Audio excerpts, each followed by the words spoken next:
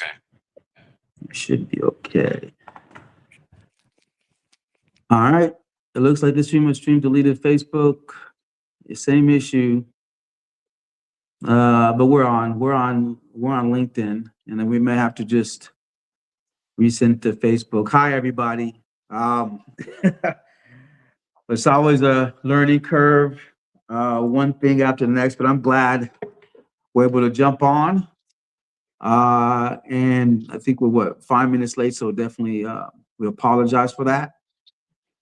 And I'm excited about my guest who's on here. Let me introduce myself real quickly so I can quickly hand it over to our guest, because there's just so much to cover, and an hour is not enough to do that. And so again, my name is Roe D. Ruben Njiraro. I have the great opportunity to serve as the engagement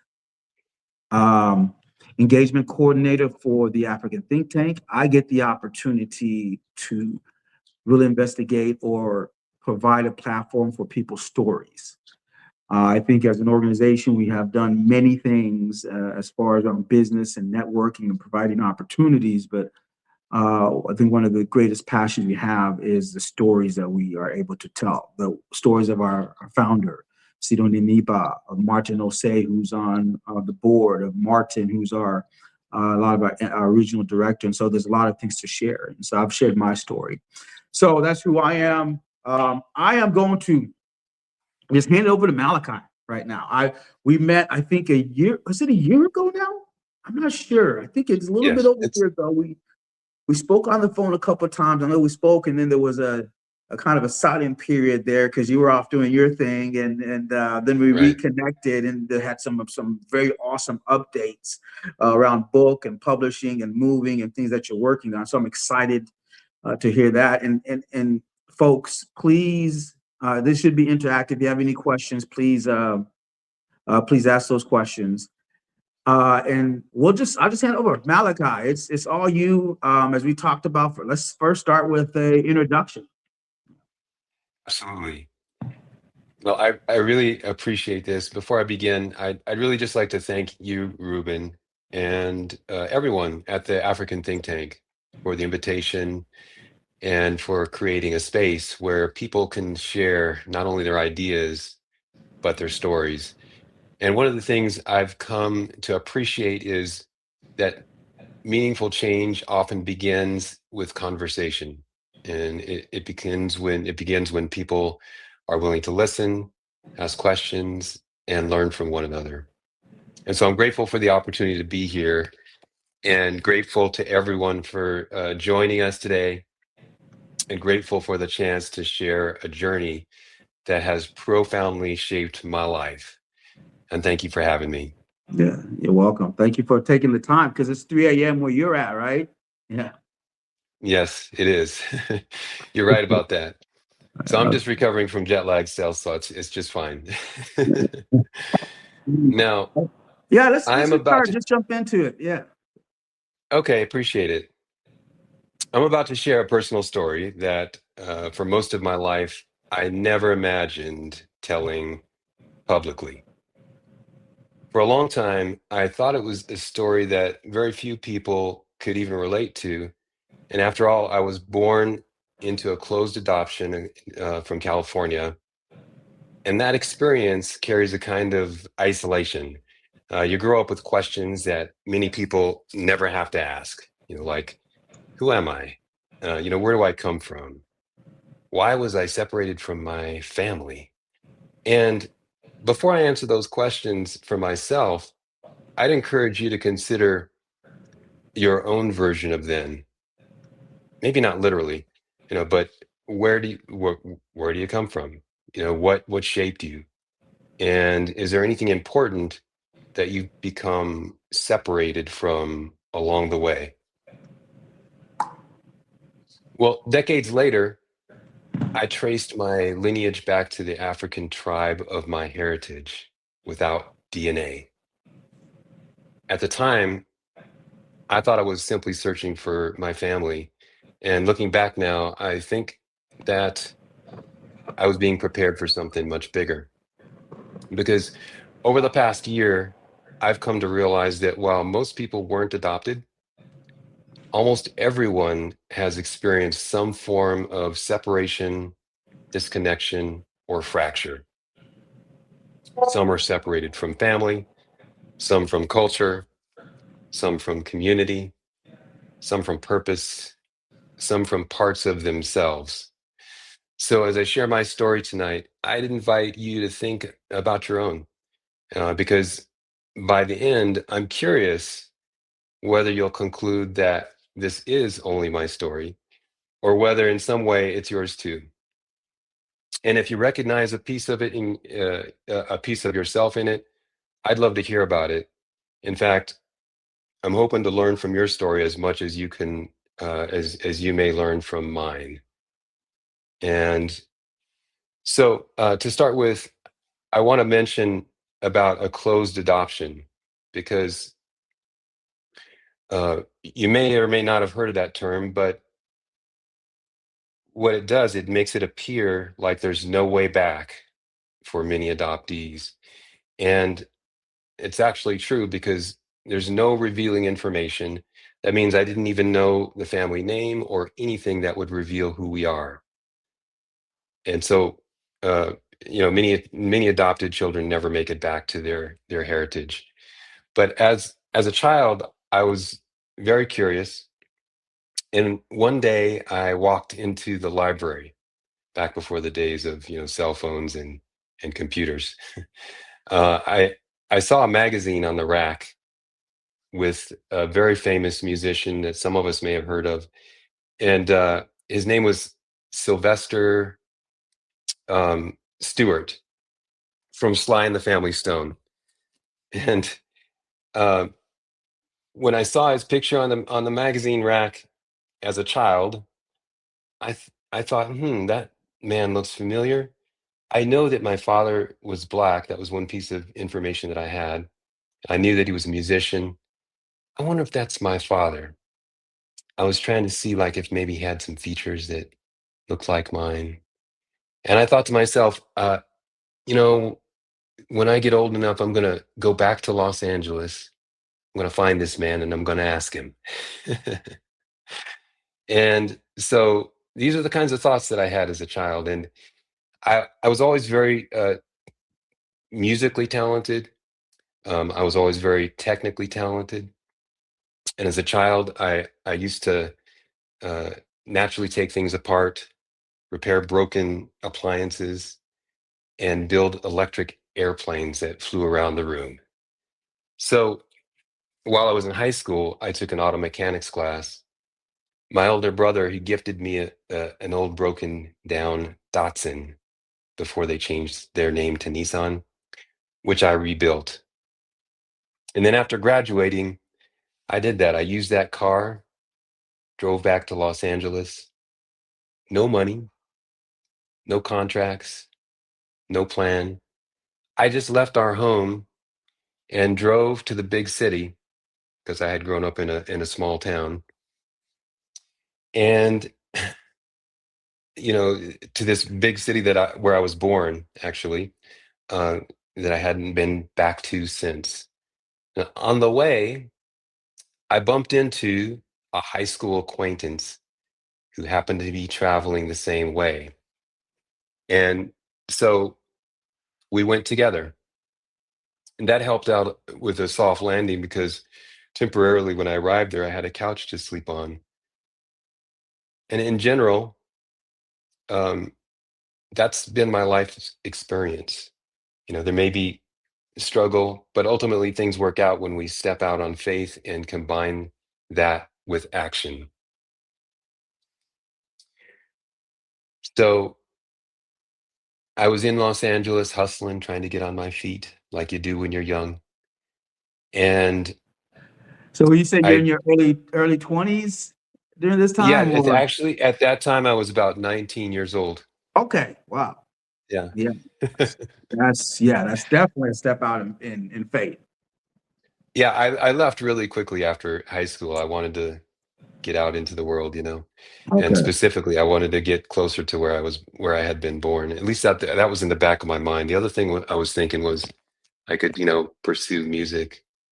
So um, I while I was there and kind of trying to get on my feet, one of the early things I did was I picked up the phone and I called the adoption agency where I'd been, adopted from, and I said, "Hey, my name is Malachi. I was adopted, back at that time, and I was interested in reconnecting with my birth mother."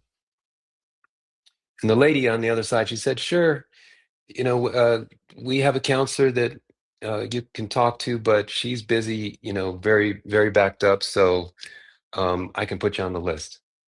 And I said, "Great." So she did that, and I went on to surviving and probably forgot about it for a number of years while I was trying to get on my feet. And finally, when I felt like I was kind of on my feet, I called her back and I said, "Hey, my name is Malachi, and I'm looking for my birth mother." She said, "Oh, yeah, you're up. We have a counselor available." So they put me in touch with the counselor, whose name happened to be Sylvia. And I took that as a sign because when I was a child, for a short time, we had a pony named Sylvia, and we loved that pony. Uh, so I was thinking, this could be a good thing. So we spoke for a moment. She said, "Yeah, I'll do my best to help you out. If your mom happens to be looking for you too, put her name in. We might be able to help you." So we hung up, and surprisingly to me, a few days later, she called back and she said, "I found a lady who seems to match the description, and she was born at the right time, and her name is very unique. So I'm pretty sure this is your mother, your birth mother." So she gave me the name, and I looked up the address, and she told me, "So I recommend that you send her a letter. Don't just kind of, show up on the doorstep. That could be shocking, and never know what you might find." I said, "Okay, sounds great."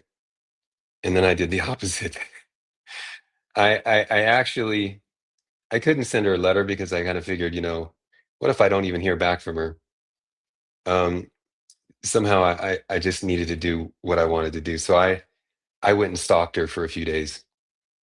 I literally went and parked by her apartment where she was living, and just kind of looked out to see if I could see anybody that looked anything like me. And when I finally got the courage a few days later, I rang the bell, and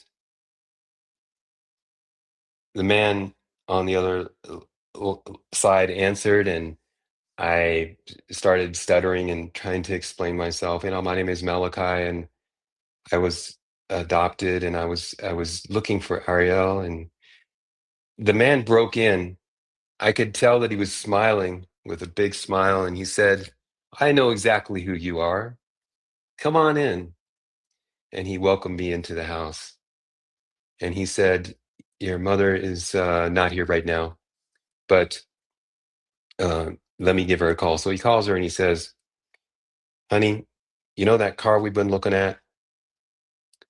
It just went on sale. Looks like a great deal. I think we ought to go get it right now." She said, "Okay." So he went and picked her up from work, brought her home, and surprised her. And we met. It was an amazing reunion. She told me um, stories about her father, who had been an inventor, Okay. and and told me stories. He actually invented technology, banking technology that's still used in banks today. Okay. His son did the same, and his son, which would have been my cousin, did the same. So, so inventing things runs in the family. All right. Um, so we the it was very interesting learning all this information about the family history. It filled in understanding about myself that was missing, obviously. Yeah. Um, And she told me about my father, who, Mhm. she was estranged from, Mhm. had been a musician, had a high level of success, was, uh, he did also have a clothing brand. He was a clothing designer in Hollywood. Mhm. And so he was doing kind of like the Sean John or the Kanye thing back before that was a thing, you know? He was before his time, you could say. Mhm. He told me about my grandfather, had a chance to meet him and spend time with him, which was incredible. He lived they lived in different states, so I made the effort to go and spend time. My grandfather told me stories that dated all the way back to slavery. Mhm. And we sat for hours, and as he was telling me stories, he took me around and introduced me to cousins. And one story that really stood out was a story about a man who was taken from East Africa, where I am right now, Mhm. named Wanza Gregory. Wanza Now, Gregory. Yeah. yes, now Okay. Wanza had been stolen from East Africa for slavery, probably around the time of emancipation, sometime to the point where he was eventually released when emancipation happened. So when he was released, he put the family onto the boxcar of the train along with the farm animals and took them to Oklahoma, where they were going to start a new life. It was over near Tulsa, where the Black Wall Street happened. So lots of entrepreneurial Black people after slavery went to Oklahoma. So he was about an hour from there, and he acquired, have no idea how he did this, something around 260 acres of land, and launched the family farm. So my grandfather showed me that land, which was still in the family at the time. This was decades ago. And this story really impacted me. Mhm. So I'm thinking, wow, I mean, I have these amazing, people who have accomplished so much in the lineage. This is incredible. And it really had a big impact on me. And I was very thankful that I had the opportunity to meet my grandfather while he was still alive, along with many of the other elder cousins, and to have the opportunity to have this shared with me, which I videotaped um, all of this, and I was able to preserve that family history on videotape. And but it was just that. It was just, me preserving the family history. I didn't really ever expect anything much more to come from that. I was just thankful that I had the information that had once been lost. Mhm. And so much later, I realized something. Hmm. Every family has stories. Hmm. Some are Mhm. preserved, some are Mhm. forgotten, some disappear entirely. Hmm. So I would ask you, what story in your family would be lost forever if you don't preserve it? Mhm. Man, phew, that's. I think that's a good segue into how you're preserving that. In the way are you preserving it? I know that you're preserving with two books that you've written, and I don't know if you'll feel comfortable segueing into those books, or is there other ways you have been preserving it apart from the books, or do you want to start us to begin where the books are? Well, we can mention the books briefly. I have a lot to go through, Yeah, go, so I don't go. want to. Yeah, no, yeah. I don't want to. Talk too much about books right now. But this is Yeah. one of them. This is a gold, which it's a hidden line, a forgotten origin, tracing the McGunn and McElgan line back to Ireland. and your own history. So this is not only about my history, it's also about yours. Mm-hmm. And it's very important. So because what I've learned throughout my experience is that um, it's possible we could systemize these types of um, ideas on how to reconnect. So that's partly what this is about. Mm-hmm. And so it's called Gold. And by the way, I didn't write I should have written my last name. It's Mm-hmm. Zuberi, and I don't know if you can Yeah. read that in the way it is, Yeah. but it's Malachi M. Zuberi. I should have written that on the name. Yeah. So the other book is called Fracture, and Yeah. that's actually the first book. Okay. It is the entry into everything. I don't have a copy of it to show you right now, Mhm. but that's the book I would actually recommend.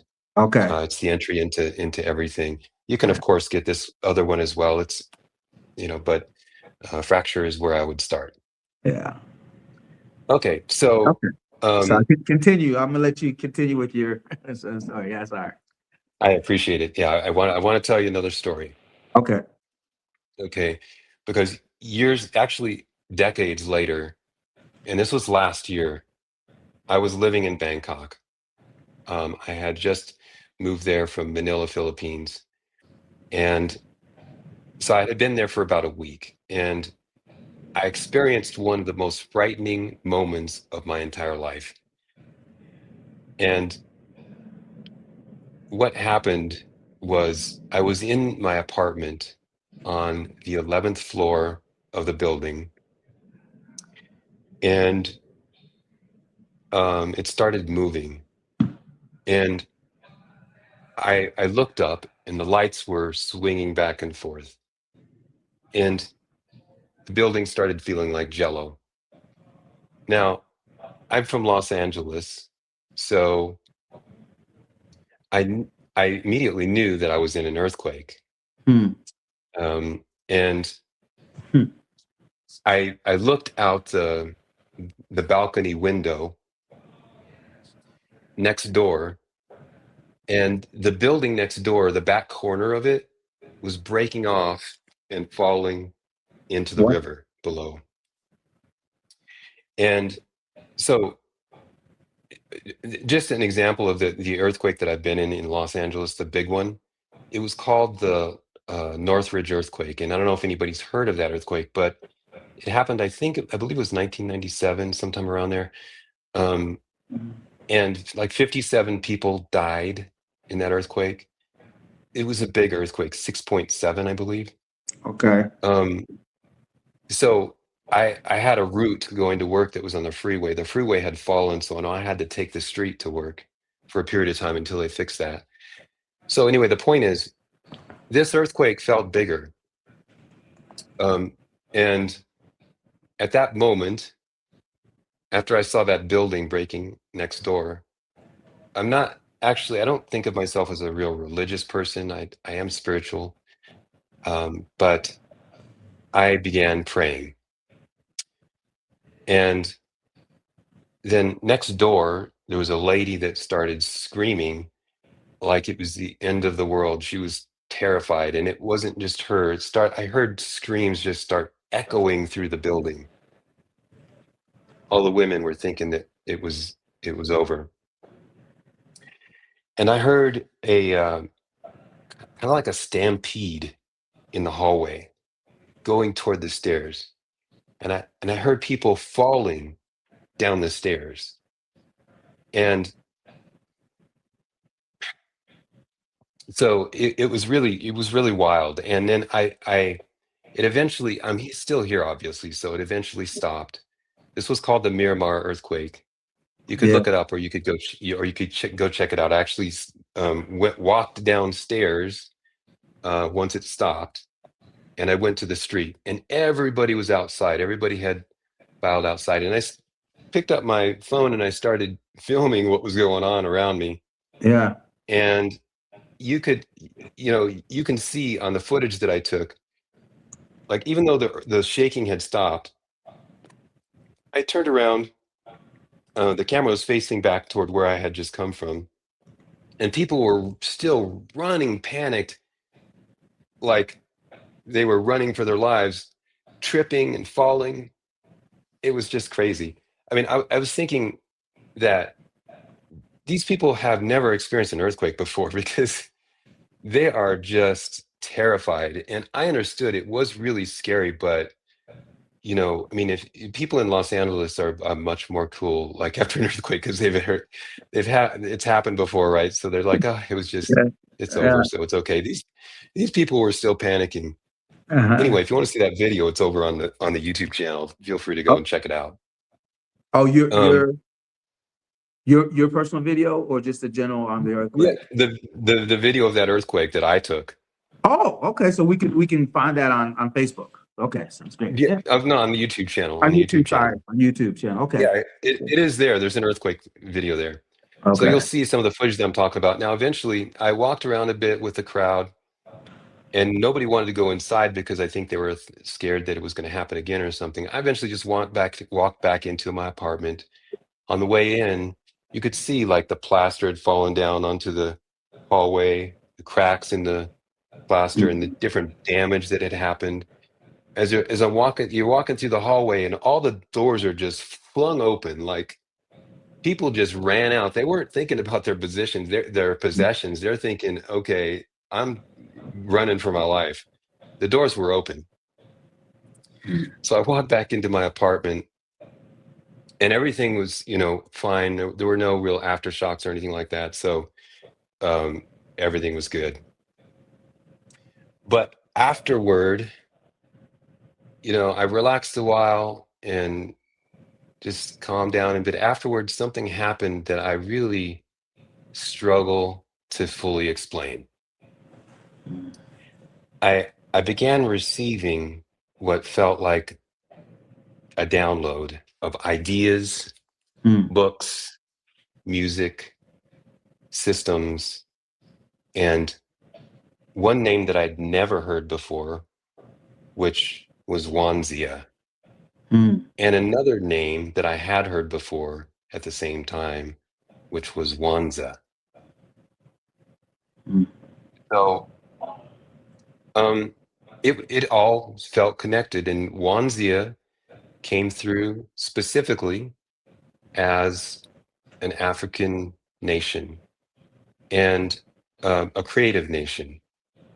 And um, so all of the systems, the books, everything that came through was all connected to that. In fact, it was that. So, um,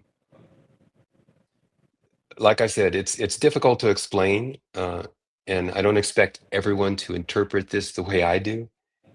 However, I can only tell you what I experienced, and one of the questions that has followed me since childhood, or especially when I was a child, I used to think to myself, if my mother lost track of me, how could God actually know where I am? This is a mm, child mind thinking, like, I mean, I'm like not where I'm supposed to be, right?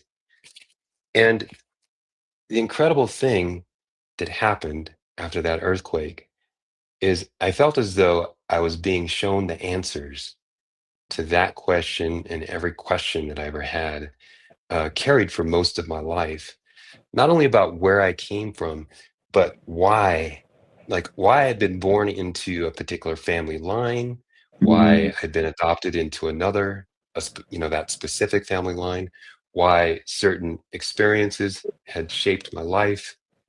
And the impression I received was not that I had been lost, quite the opposite. It felt as though my life had been preparing me for something, and that separation itself had a purpose. That mm, one day I would be able to speak about it from mm, the inside rather from theory. mm, So I felt as though I was being shown the bloodlines I inherited, the family that raised me, the struggles, the questions, the curiosity, the creativity, and even the sense of not fully belonging. All of it had contributed something necessary. mm. At the time, I didn't know whether I was capable of carrying out what I was being shown. Yeah. Okay. But I no longer felt lost, that's for sure. And for the first time, I felt that my life made sense. I really understood what I'm here to do. Mhm. However, I'm curious, have you ever had an experience that changed the direction of your life? Maybe it wasn't an earthquake, maybe it was a loss, a relationship, a diagnosis, like a conversation or just a moment you couldn't explain. Mhm. But something happened and afterward your life moved in a different direction. Because that's actually what happened with me. I was going one direction Mhm. before that earthquake, and I was actually working on projects before that earthquake. After the earthquake, everything shifted, and I completely started moving this other new direction. Yeah. That's never happened before to me in life until that moment, but it was very interesting. I'm curious to hear if anyone else has had any kind of an experience that shifted for them in such a big way. Um, Yeah, guys, this is a good time to ask some questions as he's continuing to share his story. I know we just got one person who said, hi, Malachi, thanks for sharing your story. And they were a whoa from when you were talking initially about adoption. So, is there any comments or questions coming? I will definitely put them. Oh, here's one question. If you're willing to take it, or you want to still time to continue. You want me to ask the question? Go ahead. Okay. How did you manage the feelings or sentiments towards your birth mother? Great question. Yeah, And I can. You can see it. I think. so I mean, I'm assuming that you're asking, like, how did I not like get upset at her or feel like blaming her or Mhm. anything like that. Um, and I'll just say that I do understand that everybody has their own challenges in life, and in the end, my birth mother did what she felt was best for me at that time. She wasn't making a selfish decision. She just didn't have the wherewithal, the ability to be able to take care of me at that moment. So it wasn't that she didn't love me or that she didn't want me. It's that she literally didn't have the resources, the support, whatever a woman needs, to be able to take care of a child. Mhm. Um, I appreciate the question. There'll be a lot more information about that as we go. Mhm. Um, Not necessarily in this talk, but as we move forward with everything. So um, now I want to. Right now, I'm in Nairobi, Kenya. Okay. As a matter Kenya. of Okay. Yeah, Yeah. as a matter of fact, I came here 3 months after that earthquake Mm. because I had to make a stop on the way to help my sister before I arrived, which is another part of the story. But I'm going to skip over that for now, and we'll get back to it another time. Her name is Wandria, and we call her Miracle. And she wrote a book recently, so that'll be one of the ones coming up. She was adopted along with me into the same family, but from different families, and she has African heritage as well. So I want to tell you about my experience here in Kenya, but it's because it's been incredible. I came here Mm. to to build Wanzia. Okay, Wanzia. Uh, I'll tell you a little bit more about in shortly. But in Kenya, I got arrived here and I started working on uh, the all everything that I had received with developing this company. And as I was doing it, I put an ad out on LinkedIn looking for people to help. And very quickly, I received hundreds of resumes. So I start looking through these resumes to find the candidate that I need. And and suddenly I see the name Wanza, excuse me, on one of the resumes.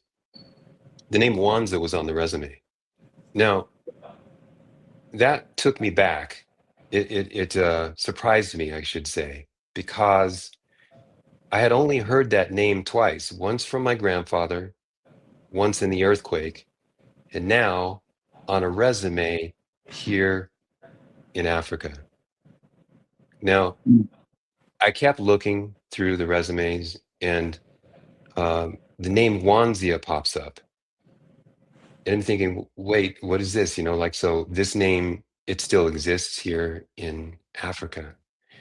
So I keep looking, and a handful of times related names came through. Wanza, Wanzia.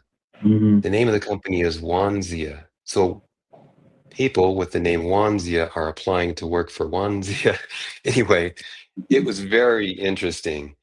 I start, so at that moment, um, my curiosity was sparking, and I looked it up, and I found out very quickly that this name is specifically a Kamba name.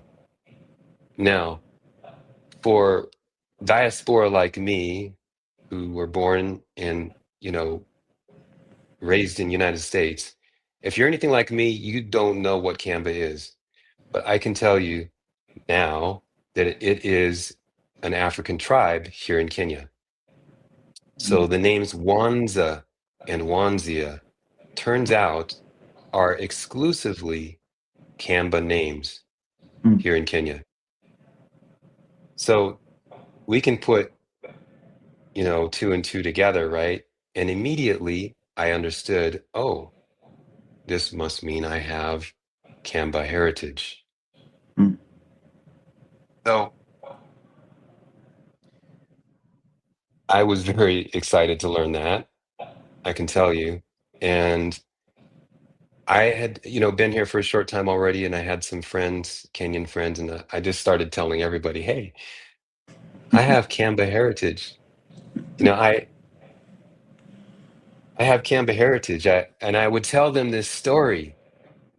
And there was a girl that I had been dating, and she said, "I'm Kamba." And I said, "Really?" I said, "Wow, well, that's very interesting. I mean, can you tell me more about Kamba? Can you introduce me to Kamba? Can you introduce me to the tribe?" She said, "Sure, be happy to do that." By the way, I had also reached out to some of the applicants, and one of those also agreed to introduce me. So very shortly, I was being introduced to elders of this, and family members in this tribe, and it was incredible. And I ended up meeting the elders of the tribe, and I told them my story. And do you know that the leader of the tribe, they invited me back into the Kamba tribe. Hmm. So Oh yeah. within very sh- Yeah. within very short order, I found myself in a ceremony, Huh. being welcomed back into the Kamba tribe with the Kamba traditions. So there was a goat that was sacrificed. There were a lot of people came together. We had a meal together. It was just a big celebration, and it was one of the most incredible experiences in my life. I'm very thankful to be a Kamba tribe member. Mhm. So um, this highlighted the appearance that my story, that the story my grandfather entrusted to me decades earlier, and the path that began after the earthquake might somehow be connected. Mhm. Now, however, this is where most interviews stop.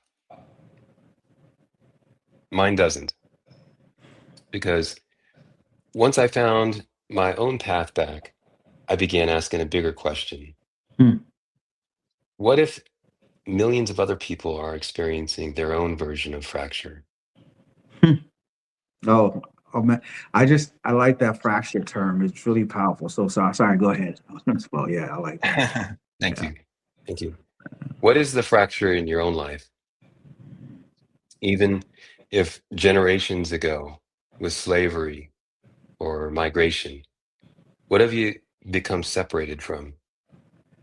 Family, purpose, culture, Hmm. community, opportunity, maybe a dream you once had? And if that's true, can reconnection be systemized? The Earthquake Insights said yes, and my experience say yes. And that is part of what Wanzia is. And this is the tip of the iceberg. So let me talk about the projects now under development with Wanzia. Hmm. So to begin with, we mentioned the books. That is part of a series called the Wanzia Chronicles. Is It's a growing series that begins as a series and expands into our publishing company. And this is where we document and build in an engaging and entertaining way to preserve wisdom, culture, and move to build continuity and alignment together. So let me ask you a question. If you could reconnect with one thing you've lost, what would it be? Any comments? Yeah, we'll wait for them to come on, but continue. If they come in, I'll Yeah. definitely let you know. Yeah. Good Well, catching. that question, it became the foundation for return. And return is an effort to help people reconnect with ancestry, lineage, culture, identity, and belonging. And it asks, how do people find their way back? Not just geographically, but culturally Hmm. and Hmm. historically and personally. How many opportunities have we missed simply because the right people? Oh, before I close that out, Hmm. um, on the return part, I just want to mention one thing. I had that name for decades and I didn't know what to do with it. Also, the family had it for generations and no one knew, no one understood that it could help us find our way back. Um, so I just mentioned that as just a little piece of something to keep in mind, just in case, you might even think of something you've held on to for a long time or a story that you are aware of Hmm. that you didn't know could reconnect you. So that's return. That's what it's all about. Okay. Now, how many opportunities have we missed simply because the right people never heard our message? Hmm. And audience mesh grew from that question. So audiencemesh.com is another one of the programs we're working on. And for most of history, if you wanted to spread an idea, you needed a television network, a publisher, or a major platform. Today, millions of audiences already exist. And the challenge isn't creating an audience from scratch. The challenge is learning how to enter audiences that already exist, like we are now, right? Hmm. So audience mesh is a framework for helping creators, businesses, and movements grow by appearing inside existing audiences rather than relying entirely on algorithms and or advertising. So these are pillars like of Wanzia. Creator is the fourth system that we're developing because many creators generate value but own very little of the systems around them.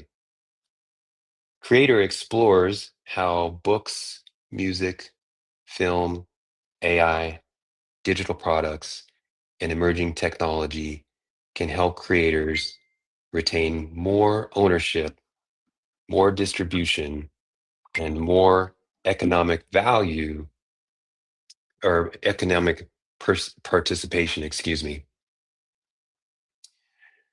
So those are the beginning pillars right now. And I want to talk a little bit more about the vision um, of what Wanzia is. Um, so are we still good? Let's see, are we still good? I can see we're still live, but it looks like I don't see Ruben. Okay, I'm just going to assume everything is fine. Okay. Um, so Wanzia is a creative nation, not a political movement, not a government, not a replacement for existing nations, a creative ecosystem built through books, music, film, technology, media, community, and shared purpose. Okay. So the first pillars are already taking shape. It's the four pillars we just mentioned to you with Wanzia Chronicles: exploring identity, return, exploring belonging, audience mesh explores distribution, and creator explores ownership. And just a brief word on that one. All of us know that creators have been taken advantage of for generations. First by record labels, for example, now by platforms where they may get paid pennies, they're not really getting paid what they're worth. So Mhm. this looks at that and for solutions for that. Together No, they form, keep sorry? going. Keep going. I got cut off a little bit, but you kept going. So I'm glad people were able to keep up with this. I'm back on. So sorry to we're gonna add 10 minutes towards the end because I want to make sure we cover. I want you Any to get questions? another 20. Yeah, yeah. So we're back on Okay, Facebook. Yeah. perfect. Okay, thank you. Appreciate you. Yeah. All right, so together, these all form the early building blocks of a larger vision, the creative nation, a nation built through people, culture, creativity, systems, and continuity, not by waiting for politicians to solve problems, but by building solutions ourselves. Hmm. What we're building, as I mentioned, is a creative nation. It's called Wanzia. And for a long time, we've waited for governments, politicians, institutions, or so called leaders to solve problems that have existed for generations. My conclusion is simple. If we wait for someone else to solve them, we may wait forever. So, with the understanding that some of us are literally starving, rather than waiting, we're building. Mm-hmm. But I believe we all share responsibility for the line we leave behind. Throughout my life, I searched for answers. First, I searched for family. Then I searched for my history. Then I searched for where I belonged. Whoa, sorry, my earpiece fell out. And eventually, I found myself asking a different question: not where do I come from, but what are we here to build? Because one day, all of us will be gone. The question is whether anything meaningful remains.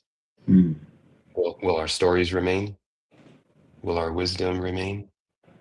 Will our culture remain? Will future generations inherit continuity or another fracture?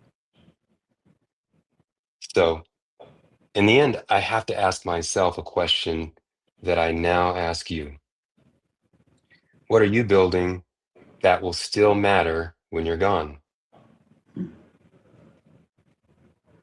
Because for me, that question eventually led to Wanzia. Mm. But Wandia is not something that can be built by one person. At its heart, Wandia is not simply about reuniting families. It's not simply about reconnecting tribes. It's not simply about reconnecting nations. Hmm. It's not, it's about reconnecting people across families, Hmm. across communities, across cultures, across countries, across continents. It's an effort to preserve continuity, create opportunity, and build something larger than any one individual could build alone. Because perhaps the future does not belong to those who inherit the strongest institutions. Perhaps it belongs to those who can learn how to reconnect what has been separated. And if that's true, then the question is no longer, what am I building? The question becomes, what are we building together? Mm. Mm. So Man, I like that. Ooh, you are definitely a storyteller. We're gonna we're gonna go on to this question by LinkedIn user. Let me see if it'll come up here. How would you recommend TAT go about trying to unite the African diaspora and creating a sense of connectedness to the motherland for those that were not born on or have never visited the continent? So, of course, he's talking about the African think tank, and your connection with that. For those people who don't know, I met Malachi through a member of the African think tank, but I mean, your application can be for any organization trying to reconnect. great question. I think that the African think tank is doing amazing work already, just by having the events that they're having and making all the great efforts that they're making. Um, and I think that we all should I think that we all can work together to you know to bridge everything that we need. When we think about numbers of people in the diaspora, that's a lot of people, right? I mean, if you're only thinking of the United States, that's a huge number. But if you start thinking outward into other countries across the world, it grows exponentially. And then when you add all of the countries of Africa together, I mean, it's most of the world, right? When you start adding us all together, we're basically most of the world. So I'd say that we should continue looking for ways to work together, and that we can, organize what we need to make that happen. Mhm. Mhm.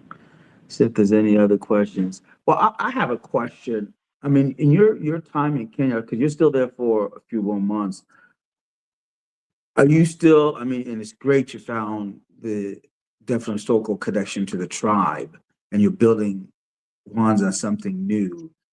Are you still looking for people to connect with you that you still want to be able to share the vision? How are you going about that? Is it just through the tribe? Do you have networks? Do you have meetings or things of that nature to push, or I don't want to say push, but really to share the vision that you have? I'm definitely looking to connect in Hmm. every way that we can. Um, and this is actually really the beginning. I mean, I've just Hmm.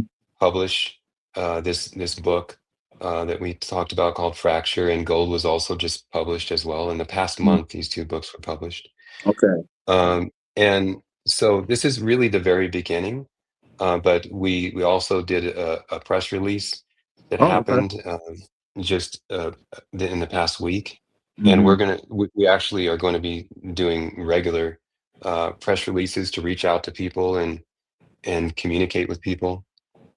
Um, so yeah, I mean, I'm definitely open to networking and connecting with people, and always working to do that. Okay. And how can people best follow your work or contact you if they wanted to do so? Is it just through email or just Yeah, I post your appreciate. release? So the website is wanzia.org. That's the Or- nation, the company slash nation that we're building. And Okay. then there's another website at malachi.zuberi.com. So that's my personal website.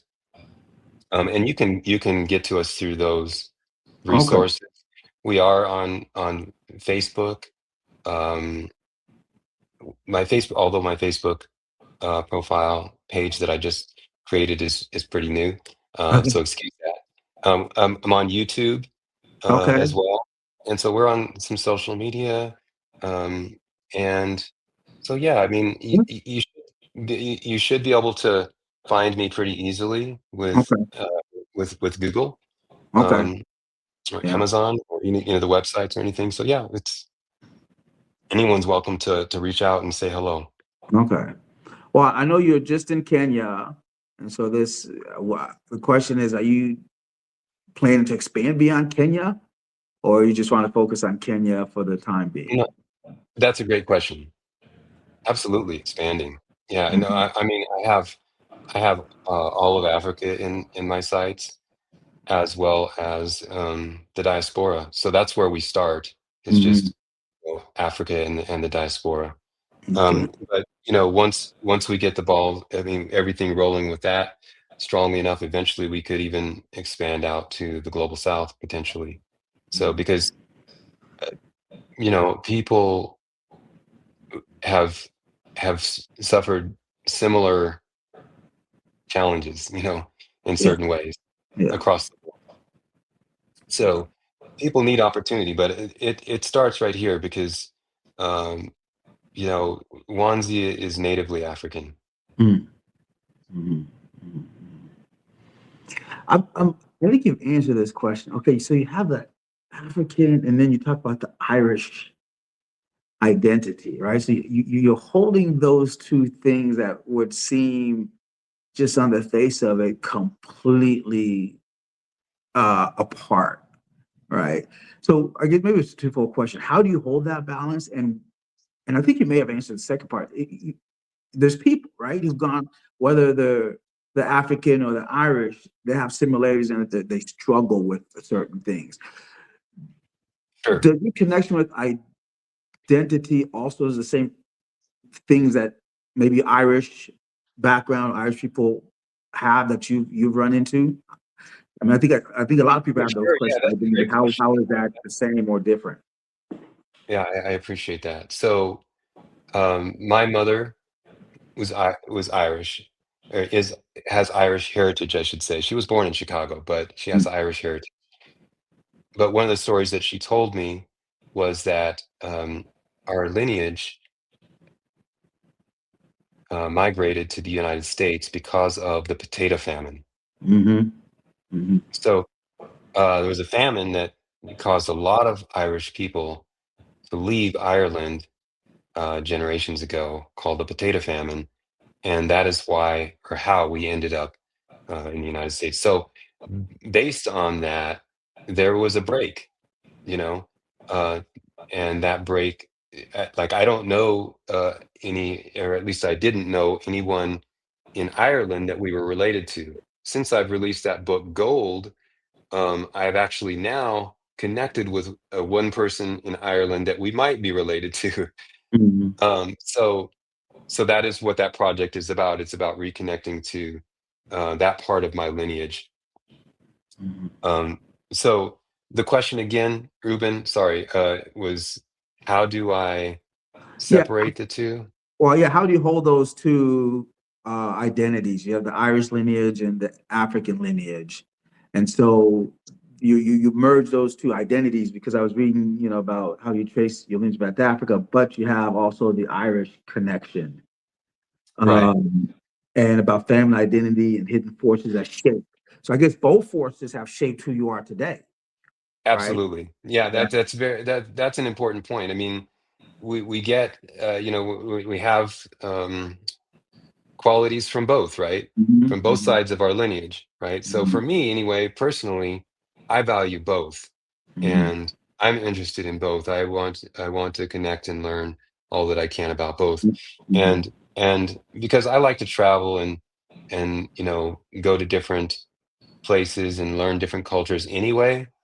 I have actually not yet been to Ireland, but I mhm, plan to go there, and mhm. I'm gonna go there, and I'm going to meet this is my goal, Yeah, anyhow.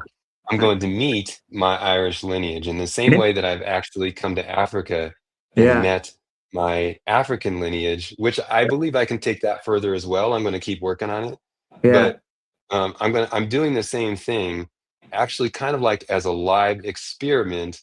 Mm, It's not a completely finished book because it's like a live experiment. It's my proof.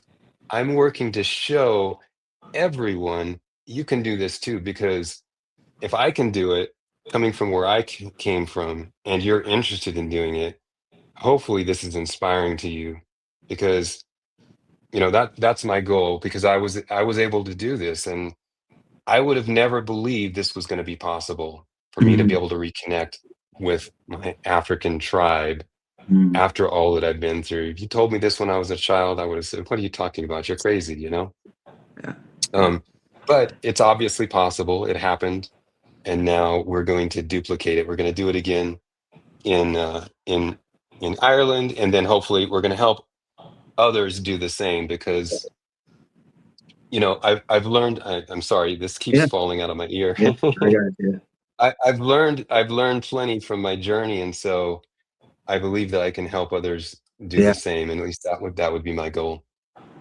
Man, I so thank you. I'm going to give you last. We got to close up here, 2 to 3 minutes to give again another word of whatever encouragement, whatever comes to your heart about seeking identity, and then we'll just close it out. But I think you have something powerful to share that when you're backstage side, definitely let me know. We want to make sure you find a way to one of our African think tank events to be I a love live that. speaker or to be on a panel discussion, because that's one of the things we have a lot of challenges within the African community is preserving identity. That's why we have our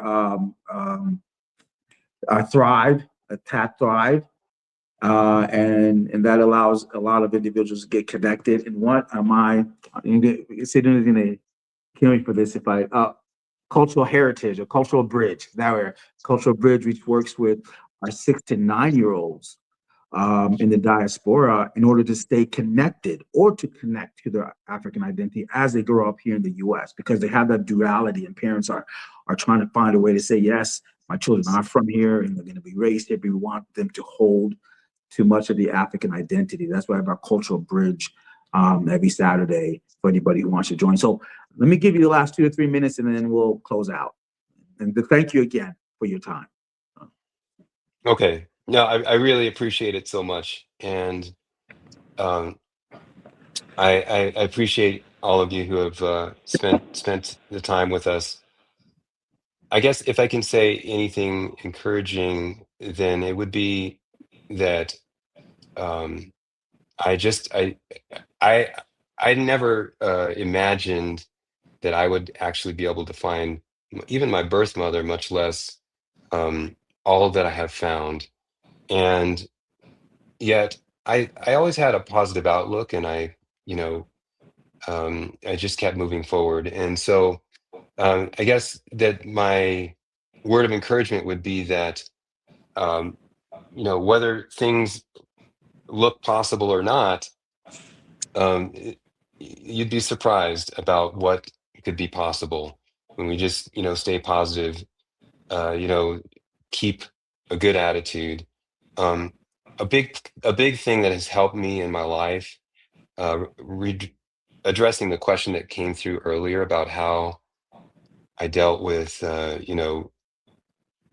any feelings I might have about my mother.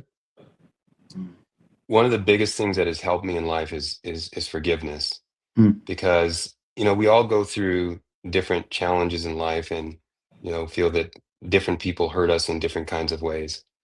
And if we hold on to that in a negative way, then it holds us back, which means that person has control over our lives. for as long as we hold on to that. That's something I figured out or I understood at a very young age.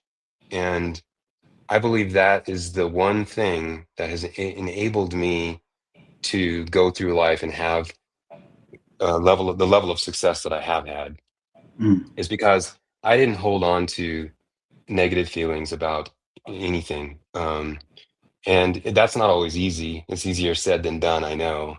mhm, But for me, I just had to think to myself, well, do I want that person to have control over my life for the rest of my life? mhm. Because if I don't want that, I have to forgive them. So it was self-serving. It was actually self-serving for me to forgive people along the way who I felt had hurt me. It was absolutely self-serving. And that's how I looked at it. And that helped me out a lot. So that's what I would say. No, thank you so much. That's a very powerful way to close that. I think myself included, have struggled with that's situation of how people have hurt and giving forgiveness because it's self-serving. So, man, again, Malachi, thank you for your time. Thank you for staying up till 3. It's 3 a.m. It's now 4 a.m. where you're at. I appreciate that. We want to hear more. If you send me that information, we're going to repost. This was live on LinkedIn. We're going to repost it on Facebook. We're going to put your information. And if you're an African think tank, connect with Malachi. If you're from Kenya, who we have a lot of Kenyans in our group, please connect with him. Share your networks. If you're from the tribe, so name tribe again? The Kamba tribe. Kamba tribe. Talk to him. I know he's already been welcome, but let's have the power of our networking, I was saying Ubuntu, and really help our brother out there. So again, thank you very much, and we'll stay in touch. Thank you.